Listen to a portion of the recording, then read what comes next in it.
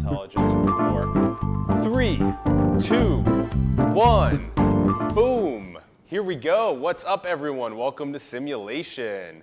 We are now sitting down with Dr. Joon. Thanks for having me, Alan. Thanks for coming on the show. It's totally spontaneous. I love it. I love it when you message me and you're like, I'm in SF. And I'm like, you haven't seen the studio yet. Let's do it. This is great. I love the light. I love what you and Ron have set up here. This is very comfy. I'm glad you like it. It's step one. Step one, you know? We got 100, you're episode 101, which is awesome. I'm amazed by the throughput, and I'm sure you're learning things constantly, as is your audience. So I can't wait to see what happens next. Yeah, let's see if we can get more creators, build a creative warehouse where so many other people can leverage these tools, especially young people in underprivileged areas that have all these great ideas, and also let's build out this educational content. Today we have a good amount of diverse information we're going to be talking about. For those that don't know, we put it in the bio. Joon is the president of Palo Alto Investors. He's also the sponsor of the Palo Alto Longevity Prize. And plenty of more information about Joon can be found in the link in bio, drjoonyun.com. So let's start with the National Institute of Nutrition, NIN. Oh yeah, so we're exploring the concept of a way to increase funding for food scientists, and specifically federal funding. We hosted a gathering last year of food scientists, and what was apparent was the fact that there really is no consensus in food science across so many topics. So even things that you might believe to be true, there's always a dissenting opinion somewhere that hasn't been heard, and that it's been this way forever. So, the standard understanding in science was you got to eat more carbs. That was in the 1970s, and now it's low carbs. One day eggs are good, one day eggs are bad. Right, cholesterols. I mean, so I think there's so much contradictory information that has left the public confused.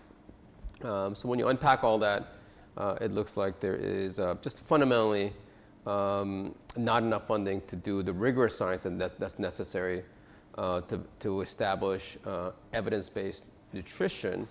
There's a lot of lobbyist dollars in there moving things in the directions they want. Well, there's some industrial funding, and I think the first thing we can say is thank you, because at least they're funding food science. It's only in the recent past that we've awoken to the importance of what we eat in terms of health. That's a relatively new understanding in the grand arc of health science. So when you look at the existing institutions, there's really no institutional organization that's accountable for nutrition for public benefit. Yeah. So you have the USDA that's accountable for ESDA? USDA, Oh, United USDA. States Department of Agriculture. It was put into law by Lincoln in 1862. So it supports growers. It's also 150 years ago the USDA was formed. Yes. Wow. Yes. And wow, well done. That's a. Oh yeah. Well, it was actually called the People's Department. And because we forget that we were agrarian not long ago, and the reason it was a People's Department because we're agrarian, that department was really about the people. Now the USDA is mostly about the growers, but growers are only 2% of the population. So food was something that you got from your parents, so there's no principal agent problem. And now we have a counterparty risk because somebody else is growing your food, and it's happened really slowly. Just like boiling the frog, we haven't noticed that what's really changed about food is who gives it to you. That's the central change, and everything else is an epiphenomenon from that change. So the USDA is still beholden to the interests of the growers, but it's also in charge of nutrition. So it's got this dual mission, and given the evolution of how everything's gone, maybe it makes sense to put nutrition under Department of Health and Human Services. Under HHS, you got not only are they in charge of health, but they're in charge of food through the FDA, food labeling, a little bit through CDC, a little bit through NIH. HHS, Human Health Services. Health and Human Services. Think about the country as a set of departments. And then beneath, FDA is beneath HHS? Yes. And so is the Department of Agriculture and Nutrition Science? No, so Ag is actually a separate department. Ag is separate than Human Health Service. Yeah, okay. So think about departments like Department of Interior, Department of Health and Human Services, Department of Homeland Security. Yep. And underneath those, essentially they get the budget appropriations from Congress, and then there are sub institutions that are underneath that. So NIH is under HHS, as is Medicare. Oh, holy cow. Oh yeah, so it's $1 trillion department, right? They bundle all that in to HHS? Well, that's the Wow. reporting structure. So Yeah. HHS is accountable to our to public health, and so they're doing the funding to provide not only health for the country through insurance, Medicaid, Medicare, but also science that supports the well-being of the public. And it's an incredible department. Yep. With a long history. They do a lot of things well. In fact, it's done so well that it's created these new challenges for us, which is dealing with aging, dealing with abundance, obesity, dealing with disease of food, related to food. And so diet-related chronic conditions, they account for about $1 trillion of spending, the chronic conditions themselves. So diet has a component to that. So Diabetes, things like diabetes, obesity, exactly, hypertension, autoimmune diseases. Diet has some effect on a lot of these things. So that's a growth market. It's massive. It's something that we need to deal with. It's a huge tax on society. Yep. So given the scale of the toll of costs that food plays in health, the amount of public dollars we spend on food research is very small. So if you pull together all the different agencies spending, there was a JAMA article last year, all the public funds at the federal level combined is about $1.5 billion. There's some money coming from state as well. That's a really small number, $1.5 billion for nutritional science from federal sources. NIH is $30 billion. We spend $30 billion on candy per year, right? For Valentine's Day and Halloween, and yeah. So given the fact that diet is now being recognized as a source of both health and disease, and maybe even as therapeutics, for the 21st century, should we set up something that will allow us to build out the scientific knowledge so that the food can better serve public health? That's the basic concept. We're exploring the concept, convening stakeholders, and we're going to advocate for increasing funding, and possibly advocate for increasing funding through federal government and possibly through, we're not the ones lobbying. Lobbyists will, they do their own thing, but just advocating for a greater awareness of the potential to create something like an NIN to support food scientists. And so, okay, let's do a quick unpack of what your roadmap is with the NIN. So it's the pairing together both government with some private and some lobby and some science into a package that is trying to uncover objective truths about nutrition, and then the way that impacts healthcare, and that hopefully that we can teach our kids down the line to make some sort of truth in the area of nutrition. Well, broadly, it'd be great to drive more funding into rigorous science in nutrition, so evidence-based nutrition. And the federal government can have some role. Now, the federal government's going to make their own set of decisions. The idea of creating a new institute, it has to be done by Congress. We can advocate for it. We can give Congress, input in terms of, and when we say we, I'm talking about the food scientists themselves as a community, as a public. The stakeholders can share information or perspectives so that it puts Congress in a power, because they're charged with the authority to serve the public interest, and if they think that makes sense, it takes forever to get these things done. The National Cancer Institute, it took 3 decades for that to be put into law, the National Cancer Act of, I think, 1937. I hope this doesn't take as long, but we have a starting point. There's a lot of people that are now talking about it, the stakeholders, and hopefully the community will come up with something. And hopefully the federal government and the lawmakers will see some merit in this, that this is a big need, and however it gets instantiated, I'm sure it'll evolve from here, but at least we have a starting point. We held our first launch meeting last week of convening of stakeholders down in Los Angeles. Yeah. Seems like bringing together stakeholders is crucial across all different types of industries that is going on. There's not enough convening of stakeholders in conversations about health, about nutrition, about education, about the state of the economy, about all these different ways to convene stakeholders to discuss exactly how to best move forward. These are the reasons why I really appreciate having you in my life, because you're constantly dropping all these important cultural transformations onto me, and I really appreciate them. Is now a good time to talk about Hypebeast and how it relates to Nin, or should we? Sure. So okay. No, it's not related to Nin, but it's fascinating. Okay, this teach Hypebeast us. culture. If somebody's watching and they're under 18, they know all about this. I'm as fascinated by the border that exists culturally between, my friends in my community and this Hypebeast community, which is, there's millions of people involved, and yet most people I know have never even heard the word. I think the word is almost 10 years old. It was coined by somebody who was kind of a fashion commentator. But in a nutshell, the Hypebeast culture and the Hypebeast arbitrage that's going on is this idea, just when you think every business model has been done and tried, of course people always come up with new ones, in a market like apparel, where technically there is infinite inventory,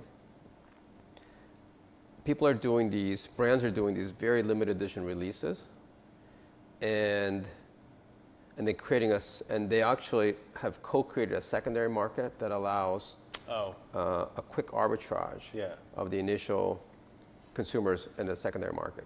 Only 20 of these shoes or jackets are going to be released, and there's a big line out the door, people trying to negotiate and bid each other at the door, get the product, immediately flip it on eBay. Exactly.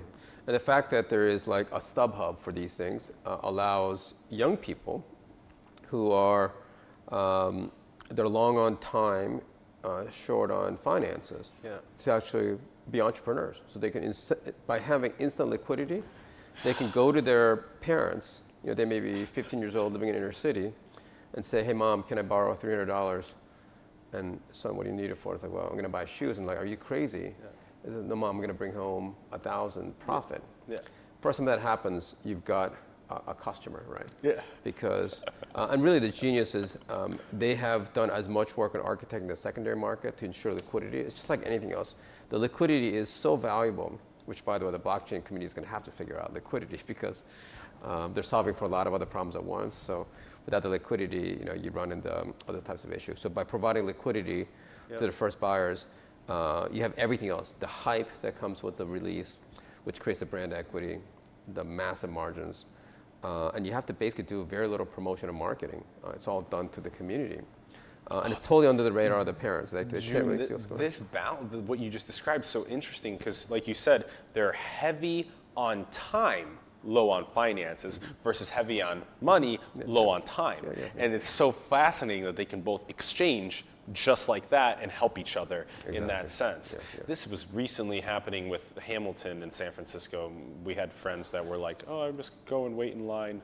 I'm like, "Okay." And they're like, "I'm just going to buy tickets and sell them immediately afterward." And this market exists for apparel, for tickets to events. Where else does it appear? I mean, so some people call that scalping. Right now the drops are happening outside of apparel. Shoes are a big market, but there's sleds and lots of random things. But it really is a cultural phenomenon as much as an economic phenomenon. So the economics of these are fascinating. There are so many mathematicians now involved who they literally, these brands have PhDs figuring out the right numbers. Like if you move price here, unit, number of outlets, and here are the returns, here are the secondary markets. So it's a very scientific field. Wow.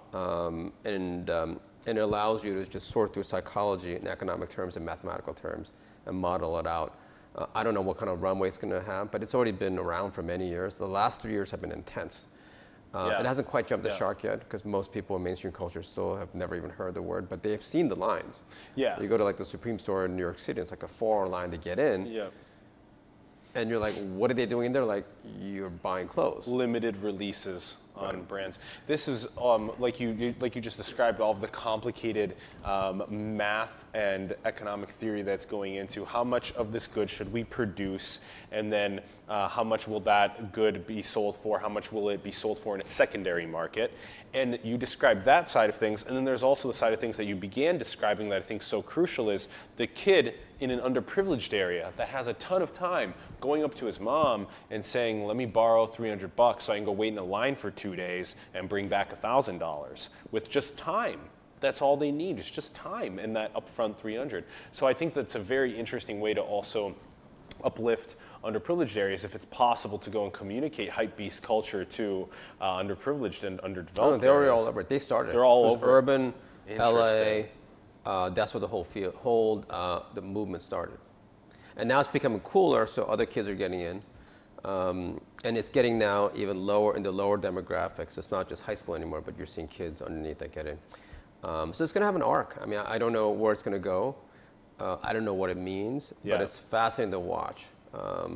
This is, and you know, arguably, fads have happened before, like Beanie Babies and Cabbage Patch Dolls. This is a little different because I think really the novelty here is a highly efficient secondary market that the industry has a membership in, providing liquidity. Yeah.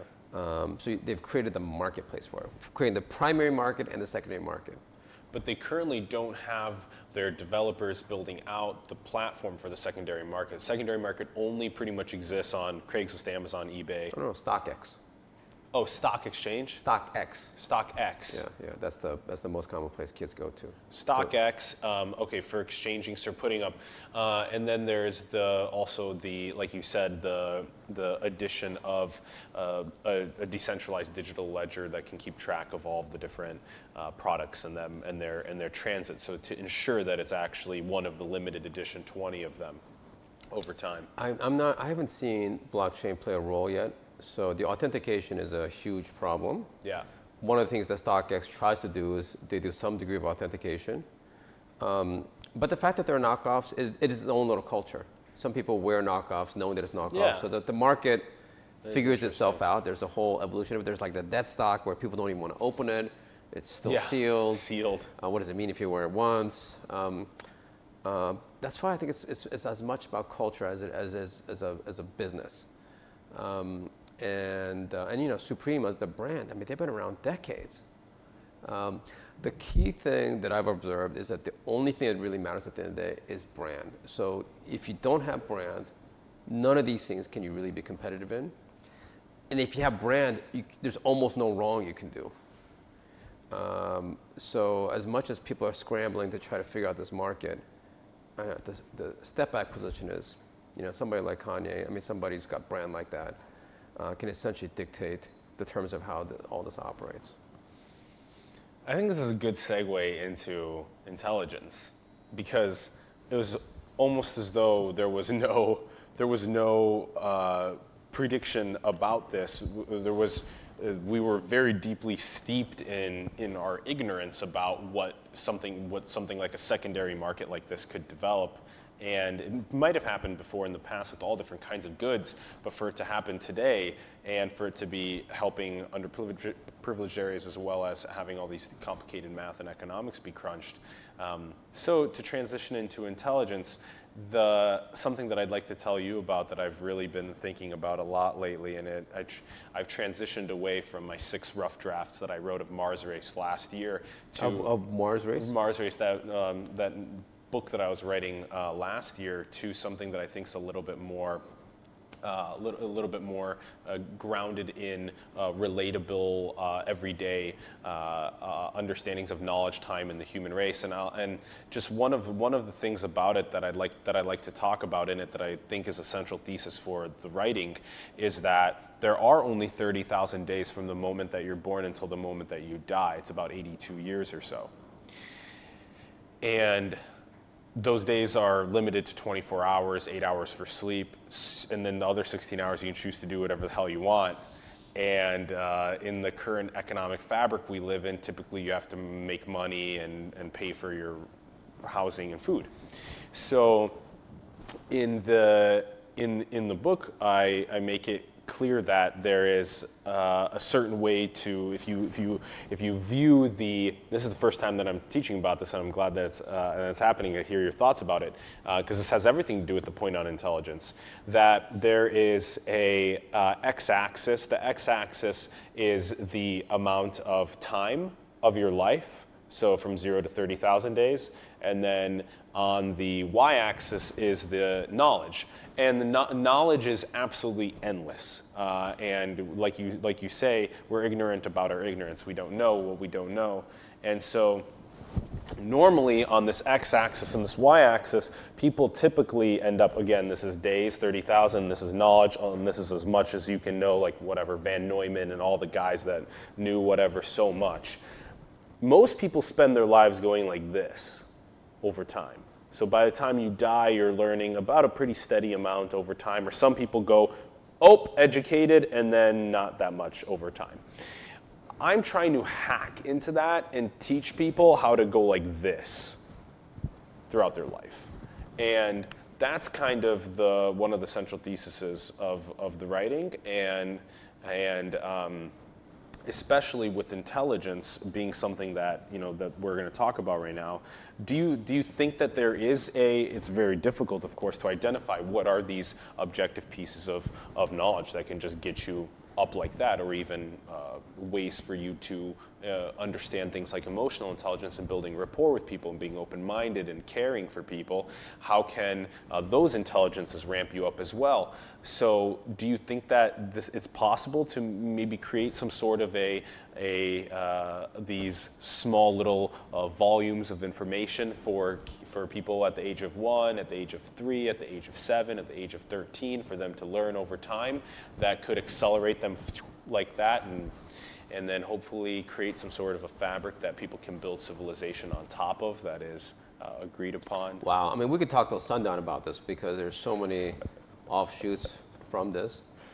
Obviously there's no such thing as intelligence per se. It encompasses so many different ideas. There's many different types of intelligence. We didn't even talk about like the goal of intelligence. Like what, is it even a pursuit unto itself, or is it in the service of something else?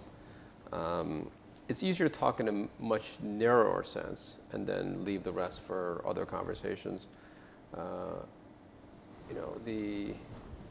And you can have intelligence for its own sake. It could be as an enjoyment. I mean, it doesn't have to solve problems per se. It doesn't have to do something. It doesn't have to mean something. It can just sit. And there's meta intelligence, there's social intelligence, there's community intelligence, there's interpersonal intelligence. Anyway, infinite number of dimensions. I like prediction markets because it's a very narrow way to discuss the subject of how intelligence applied to a particular marketplace. Because if you can forecast, from an economic perspective, it's actually one of the highest utility function of intelligence. If you can predict the future or be more right than average, you're probably going to have disproportionate economic success. Absolutely. And you're probably going to get paid for that predictive capacity. Totally. So that's why I liked that as a topic for today. And as it turns out, there are many. And that's what this gets you when you go up in knowledge faster. You get more information, which can. I'm not sure about that. I think that's the fun part, because as it turns out, there are many intelligent people in many markets that underperform random selection. So in the stock market, that's for sure true. In the stock market, the experts are almost always wrong than compared to if you just throw a dart. So that's information in there. In the one market where you can actually clear the price of intelligence as a predictor, intelligence as a tool for prediction, intelligence underperforms the average. So what does that say about the rest of it, where we're not accountable? We don't have a market clearing mechanism to determine was that intelligence actually useful. You know, there's grades and there's tests and there's other things that that you can measure. But so, in other words, you know, to be able to, you need, you know, just like in healthcare, we need diagnostics. Diagnostics are always imperfect. There's no such thing as a perfect diagnostic regime to measure, study anything. Everything is an approximation. There's structural and system errors in almost everything measured. So as it relates to measuring intelligence, you know, it's just wide open. We don't even know where to start. And that's why I like sticking to prediction markets. Let's ask a group of really intelligent people what they think about this, something that has a lot of different inputs. And then let's run that experiment to see how they do in these other markets. And then kind of revisit, okay, what did we mean by intelligence in the first place? I also like ignorance as a subject because I love things that are uncrowded. If you look at Let's stay there for a second. Loving things that are uncrowded. That's been a key principle of your life and now a key principle of my life. Loving things that are uncrowded. The black sheep, when everyone's going right, what's on the left, what is interesting over here. The 99's going one way, what's on the 1% over here. Now you have the Copernicus Prize, you have all these other great things that are coming out through you and your family. Okay, continue. Sure. Well, we're trying to, I personally like the 1 in 99 model in terms of where I spend my time. So this is on the rubric of opportunity obesity. I think on average humans have growing number of things that they could be spending time on.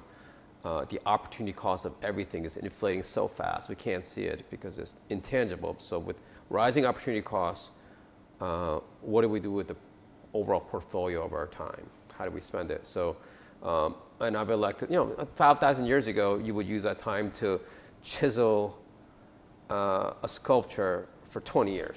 You know, in service of the pharaoh. Now, you know, you can do lots of different things. So I choose to do things that. You see how opportunity obesity bakes into this model as well. Same thing, yeah. Okay, cool. So you know, I like looking at things where most people are leaning one way, and there's an alternative point of view, and most of the time the majority is on the right track. Yeah. Yep. But sometimes the 1% on the right track. So yep. I think that's an area that. You know, I want to be able to spend my time. Now, I lost my train of thought. What was the preamble to this? So we were talking about ignorance, ignorance, right? Yep. So at large, I like looking at length of Wikipedia entries. Not even the detail, just looking at it like 30,000 foot view on Wikipedia entries. So to me, ignorance and intelligence are equally relevant topics, but intelligence, you got to scroll to read it all. And ignorance, it literally is like this long. That's all there is. And then it's like, after that, it's like, you know, references. Blankness. Right? Yeah. So. That's a good way to put it. The longer Wikipedia entries, if you look up the word evolution, there's so much. Anything you have to keep scrolling down. Okay, I'm Yeah. like, okay, there's lots of people looking at it. Thank God. So I'm grateful there's so many people looking at it. Yes, I'm looking at things that are like, to me, huge topics. Like, oh my God, there's nobody looking at this stuff. Yeah. Apparently doesn't pay to look at it. Whereas I feel like it's really valuable. Just because it doesn't pay, it's not valuable. So what do we know about ignorance? And there are people that have studied it. In fact, it was studied more in the past than it is now because there's just such a premium put on the idea of intelligence. It almost seems crass to be talking about the opposite, but it's more difficult to enroll your cognition into seeking things that other people don't know, into entering into ignorance, than it is to just sit back and consume things that we do know or are creating and other people are sending. It's more visible, it's more tangible, and yet it's possible that ignorance is driving more the outcomes of what's happening in world and society and economics and politics than we realize. So if it's such a large variable in outcomes, should we put a little bit more effort behind understanding it? Yeah. How do you recommend we, and this is very interesting because we did a show with Alex Chen in Boston, and you saw the post, and you were like, you were impressed. It was a good conversation. And Alex is a person that goes heavy into trying to find things that very, very few people are looking at. And how do you recommend, and we tried to do the same thing in our endeavors, how do you recommend people, like you said, the Wikipedia entries that all have almost nothing written about them, what other kind of means can people leverage to find this sort of beauty in ignorant things? By the way, I was really struck by him. There's several things he said that I hadn't heard before. It was an interesting way to organize information. So I think he said something about curiosity, where, and I'm actually adding a little bit of my own interpretation of what he was saying. You know you're being curious if after you should have forgotten it, you still kind of remember it. So in other words, you were being driven by the curiosity. Whereas if you're not being driven by curiosity, that information, if you can't retrieve it later, curiosity might not have been the true intention behind acquiring it. Whereas when you're deeply curious, it actually stays with you. So that's one way to be intellectually honest with yourself. What was driving me? So I thought that is a really good one. So you'll retain information more depending on your level of curiosity in seeking it and trying to find it. So, and also the novelty in that information, the more unique that information is, the more you'll remember it, because you're also trying to figure out how to communicate it to other people as you encounter something new, versus encountering information that is older. But even then, again, it's the sense of curiosity that retains that information. Right. So the next place to go with that is, because we're driven by our subjective experience, and we're very ego-driven. So everything is a first-person experience. In the same way that there's a lot in the world right now about storytelling. It's all about storytelling, right? In some people's eyes, we don't think enough about story listening. So there's always co-evolution between storytelling and story listening. We obviously have the story listening gene, because when you go to TED, and instead of, I've never been to TED, but if you were to watch TED, take a step back, instead of watching the speaker, watch the audience. Like, why are 500 people sitting there? So we clearly have a story listening gene. I mean, there's a reason why there's people on the other side of this camera. What does it say about us? And there's always been this co-evolution that predates anything we know about human evolution. That we've, even before humans, there's been this co-evolution of storytelling and story listening. So same thing with curiosity. If you think curiosity is a trait, then you immediately should think about the desire for being curious upon. There's probably been this co-evolution going on. So think about it from the perspective of a person. So one thought that can enter your mind is, does this person obviously wants to be curious upon? It could be your first date. So you think about that's also when you see a laptop open during a talk, or right, exactly. So be aware that there's a demand for curiosity. Well, I'm sorry, not curious about you, but they want you to be curious about them. So when you think about how nature presents itself, think about a flower versus a stem. The flower is saying to you, I want you to be curious about me. The stem is saying to you, you can ignore me. A person, on a date, could be saying to you, I want you to be curious about this aspect of me. So if you're paying attention, you can have this second person experience about curiosity instead of the first person. Because again, the classic thing in psychology is we think about ourselves first, our own experience of that word. So when people think about curiosity, they think about my curiosity, not your curiosity. Right? And this is one of the things that I've been practicing with active listening and emotional intelligence, is whenever you first meet somebody, it's so important to be very friendly and genuine and loving. And then when you ask them a really good question right away, aim to ask them a good question. Ask them what they care about, or what they're passionate about, or what they're building into the world. And when you ask them that, you're first of all, you're not focusing on yourself at all. You're focusing on them. And then second of all is when you take that perspective of analysis, like you said, the second person perspective analysis, what you're doing is you're observing what they're saying and finding the keys of what they're saying. Oh, I care about education. Oh, what do you care about education? Why do you care about it? What are you building with education? And then you're asking them more and more questions to get deeper and deeper into their values and their principles, what they care about. This is how you can find people around you really quickly that have similar values or different values than you do and why they care about certain things. That ability is probably one of the most underdeveloped now abilities, story listening. I love that.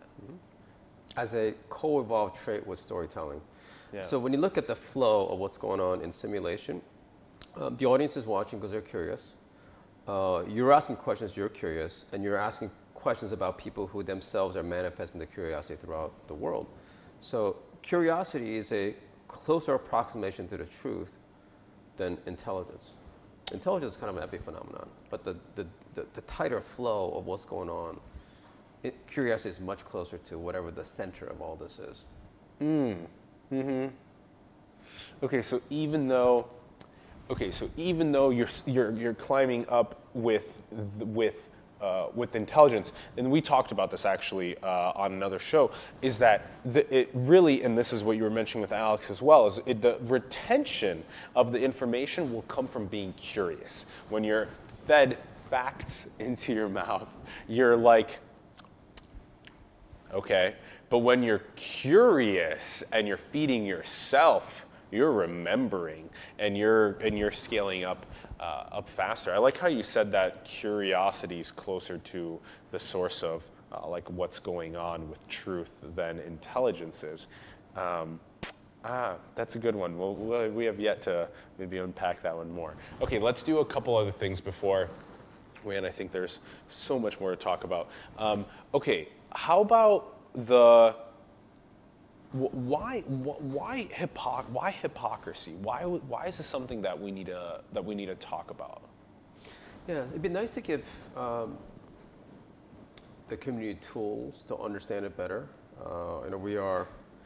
It was actually one of the first words I taught my kids, just because it was a fun word. And then in the process of teaching them, I realized I was being a hypocrite about soda, because my son, I asked him to use hypocrisy in a sentence, hypocrite in a sentence. And he said, Dad, my dad is a hypocrite because he drinks Diet Coke and he won't let me have any. I'm like, oh my God, I had no idea. And I immediately quit then. I switched to coffee instead. So hypocrisy is first of all, I think we should see it as a trait, not, it's probably a feature, not a bug. Although it can be very buggy. So hypocrisy is where there's a delta between either our actions or our belief systems and what we actually do. And there's probably this gamesmanship between individual interests and group interests that we have to constantly toggle back and forth between. So there's a lot more virtue signaling about what we aspire to versus our actions. So on average, we probably tend to fall short. But it gives us room to improve. It gives us a goal. So there's probably, hypocrisy has always been around. The part that interests me is there's obviously sort of this dark hypocrisy where it's intentional and nefarious. And there's this sort of unintentional hypocrisy that's in some cases even comical. This blissful ignorance about our hypocrisy. And then there's this gray area where I can't tell if it's duplicitous or if it's just blissful ignorance. And that's where a lot of the energy comes from. So to help clean this up, I wish the English language had better taxonomy for hypocrisy. The ones that are clearly intention driven for whatever reasons, and maybe it's even positive intention, I don't know, versus blissful ignorance. There's that ignorance word again. And then the third category, where you're on the gray. And let's make some neologisms. Let's do it.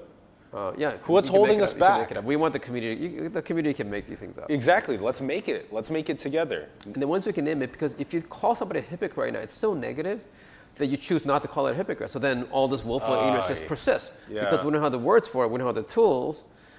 So we don't have the ability to identify that in ourselves, let alone each other. Hypocrite almost always is associated with nefarious. Yeah, negative, exactly. So then the rest of this, in the whole gradient of disconnected views and the delta between our actions and our words, we have no way to really evolve around that because immediately you have an allergic reaction to the word.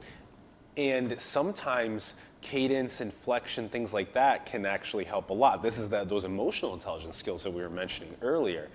Joon, you're kind of being a hypocrite right now by saying that. That's so much more playful and kind.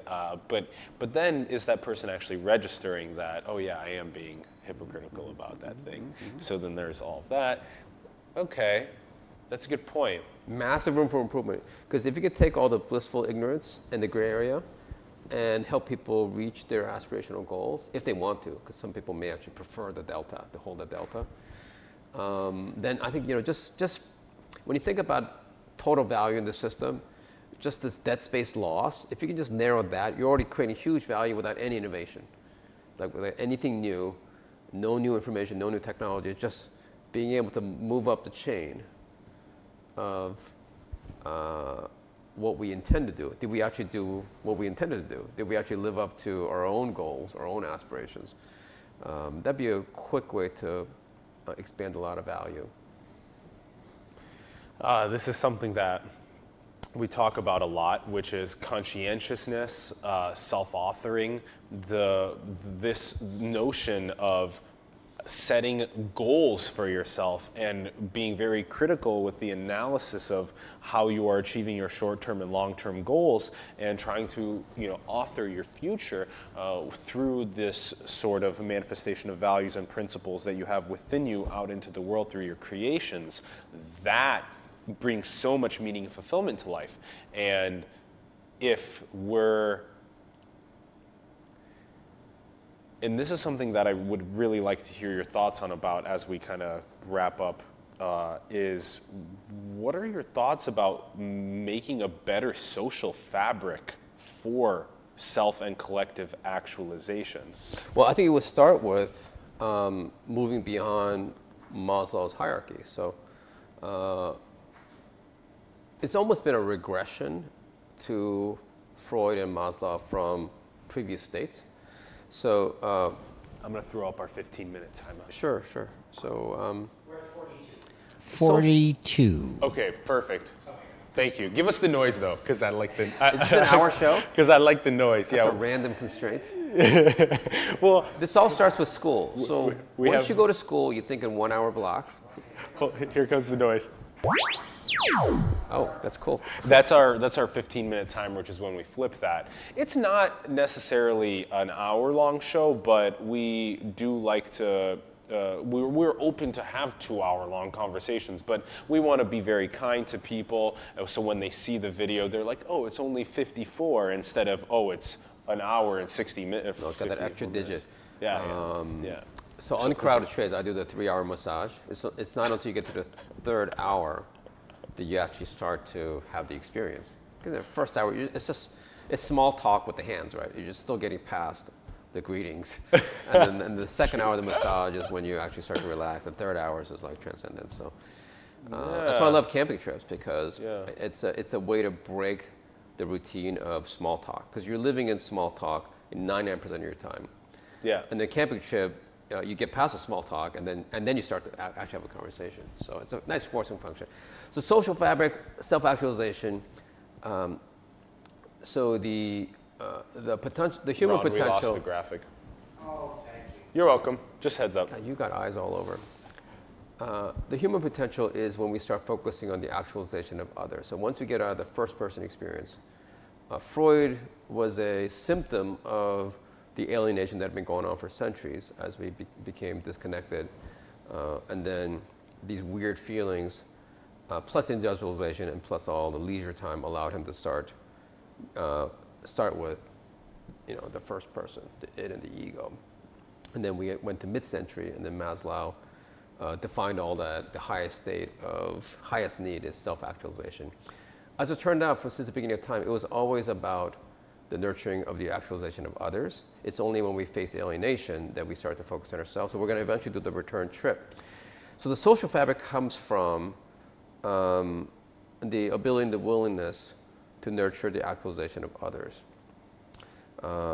So if we can think about that agency rather than focusing on one's own actualization, like how do I help actualize and activate others, will be the return of the social fabric we always had. So this isn't inventing something new, this is just return to the past. It's going to take us a long time to kind of reinvent that because this journey is, it's like any hero's journey, it's taking some time. And we're on our way home now, slowly. I think the notion of picking yourself up and cleaning up your own room and going forth into the world and making something of value, is taking responsibility on your back. That's all so important. So is the collective working together to help underprivileged areas become information highways. So to have closer access to computers and technology to give them the ability to learn things like Sketch and programming and Scratch and all these different ways to help their actualization. So I think it's such a multivariate discussion that is usually just made into a hey, do it, go do it yourself. Or people that are too focused on receiving help aren't picking themselves up enough. So, well, there's a person that's receiving it, there's a person that's giving it. But if there's a mutuality, so the idea isn't to, the reason self-reliance was written in the 1800s, it was it was a phenomenon of, so there was this dependency, this atrophy, this lack of volition that was happening. So it was a great thing to write, because there's a sense of dependency that can be undermining, right? But that's not what we're talking about here. I think we're talking about mutuality. If people are supporting each other in addition to supporting themselves. So it's not like, this isn't about being Mother Teresa. It's about, some of it's to manifest your destiny, some of it's to support others. There's always been this balance. And when the balance tips one way or another, then people start writing books about culture. So the need for social fabric today is, we've definitely been in an inward journey and disproportionate focus on one's own well-being at not only the ignorance of others, but sometimes at the cost of others. And then there's alienation, and that's what kind of people are vaguely feeling out there. Which is why Burning Man is such a tearjerker for people, because once this becomes a norm, and we talked about this is the, I really think, I love people that are optimistic. There's a really small group of people that I think truly have faith in people. Like relentless faith in people. And it's really wonderful being around them. Larry Harvey was one of those people. And to me, Burning Man is an expression of his faith in people. Who has faith in people anymore? Well, it turns out a few people do. Enough people do. And Burning Man is an expression of that. But like many people, I was resistant to going to Burning Man. So it's my 19th year. And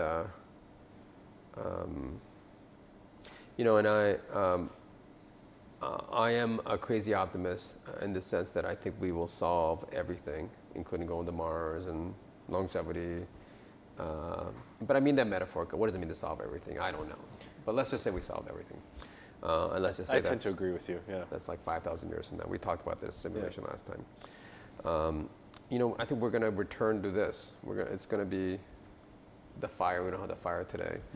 But we were sitting around the fire, telling stories, singing, dancing, so which was what we were doing until 5,000 years ago. So this is the 10,000-year grand interlude.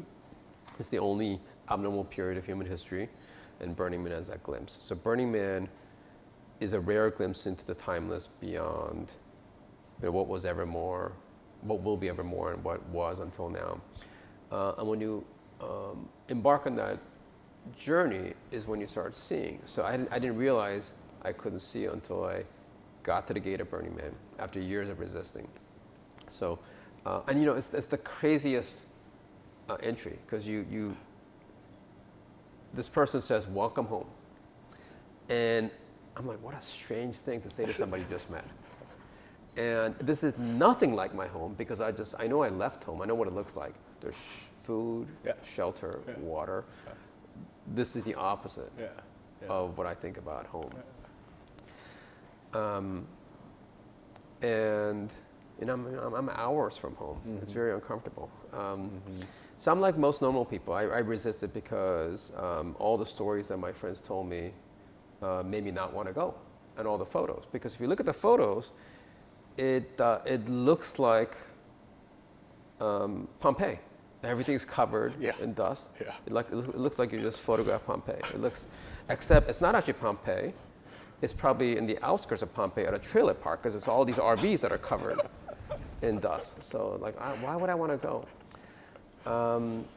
And all the photos of people, it looks like they were frozen. You know, their expressions, their poses. It's what you'd expect out of people that basically didn't have enough time to put their clothes on before the volcano erupted. That's what the photos look like. So I said, no, I don't want to go to this thing. It doesn't make sense. It's not for me. You know, this is the mind games that our minds play. And then finally, one of my college friends, they've been going for years, and they, you know. We are expecting someone at 4, by the way. So, but it's okay. You can just we can just let them know to hang out for a bit. If you need to let them, yeah. For like 30 seconds. Yeah, Sure. of course. Sure. Yeah. Just talk about yourself on a 2-shot. It's Martine and Ben, by the way. Yep.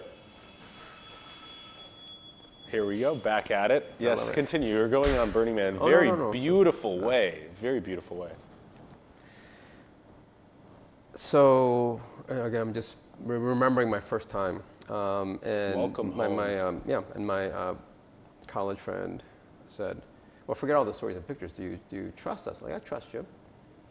I mean, you can only trust people so much. I love them dearly, but you know, once you start calling yourself a burner, I'm like, what is that? That feels like a cult, right? Anyway, but I do trust them, so I decided to go, and I trusted them enough to go, but not enough to not drive separately. I drove separately with my own getaway car because I wasn't sure. How many days you could take? I wasn't sure, and Because it goes 10 days. We can go as long as you wanted to. And you can go 3 days or 10 days. Yeah, but I think the event is like 8-9 days. Okay. This is my first time. I think it was a Wednesday. Anyway, so this person's knocking on my window, and I'm like, I'm not gonna roll down the window. I'm in the middle of a dust hurricane. Hi guys. And this person, so that's the second reason that it was so weird to be told welcome home, because this is not the person I would be expecting to greet me at home. This person was wearing ski goggles, and it had been flat and hot for hours. We're nowhere near a ski resort. We're in the middle of the desert. Yep. And I don't know what to think. I mean, again, I don't know if I've been had, this whole Burning Man thing. There hasn't been a lot of media coverage at this point. And you know, and she was, as I say, she wasn't wearing much except a smile, except I couldn't tell she was smiling because she had this bandana on. Mm-hmm. She looked like a bandit. So, I mean, I wasn't sure if I was about to get carjacked. That's what it looked like, right? We're in the middle of the desert. She's totally like incognito. She says, "Open your trunk." And I didn't know what that meant either. Like, so I actually, it's very hard to pack for Burning Man. It's much easier. Oh yeah. I pack as if I was going to be fleeing the country, because you don't know when you go into the Burning Man. I had to pack everything. In fact, I think fleeing to Mexico, I'd pack a lot less. I'd just bring a Visa card. Here, I had to bring everything because Visa, the money doesn't work. I'm like, why is she interested in the trunk? Because I have no idea. It turns out there are stowaways, and there's reasons why they want to look under the hood and look in the trunk. And it was really one person clinging to the chassis of the vehicle. So yeah, there's some amazing stories, amazing stories about, and that's how desperate people are to get in. Yeah. The stowaways. I mean, that like caught my attention too. People are like doing everything they can to go home to this place. Yeah. And once you get inside, it all starts to make sense, because when you're there, because then you're seeing the timeless. And people are literally, some of them are reduced to tears. Yeah. Because then you realize everything else is abnormal. Yeah. And this was the only normal thing. And Timeless. you hadn't seen it. Yeah. So the closest experience I could describe would be somebody on their way to Mars or somewhere really far away. They were born on the plane. And you hear stories about Earth, and you're going on this journey, and then one day you return home to Earth, and to see Earth, that's probably an approximation of what it feels like to see Burning Man, because now you actually see the timeless, and I think that's why people are so moved, and that's why it feels like you're home. So the best way to describe Burning Man is that you are going home to a place you've never been before. So it'd be like somebody who colonized Mars going back to Earth. And that's what Larry created. So, when he passed recently, it was an enormous loss, right? Obviously for his family and his friends, but I think for the community at large, there are so few people that really had their finger on the pulse of what's going on. Yeah. Luckily, the world has other people like that too. Yep. So this year's Burning Man, I think, will be especially special. Yes. Because it'll be a celebration of Larry. Yeah. I'm sorry that you didn't get to have him on the show. The beauty of what the mind can do for bringing people together out in the middle. Apparently the first ones were on Baker Beach. Mm-hmm. That's so interesting. We were just learning about that from Eddie Codell, who had been to Burning Man 13 times or something, and he was telling us about it. That people coming together in a state of timelessness is so amazing to do in today's busy world, and to do it in a place like you said where it's ski goggles and these handkerchiefs preventing you from inhaling all the dust, and it's coming up.